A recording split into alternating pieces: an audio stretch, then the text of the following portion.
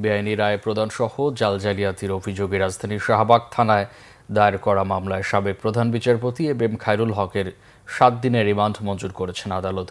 Dhaka chief metropolitan magistrate আদালত এই আদেশ দেন। এর আগে এই মামলায় খায়রুল হকের 10 দিন রিমান্ড আবেদন করে পুলিশ। শুনানিতে তার পক্ষে কোনো আইনজীবী ছিল না। গত 24 জুলাই রাজধানী ধানমন্ডির বাসা থেকে খায়রুল হককে গ্রেফতার করে পুলিশ। পরে তাকে জুলাই আন্দোলনের সময় ঢাকার যাত্রাবাড়িতে যুবদল কর্মী আব্দুল কাইয়ুম আহাদ হত্যা মামলায় গ্রেফতার দেখানো হয়।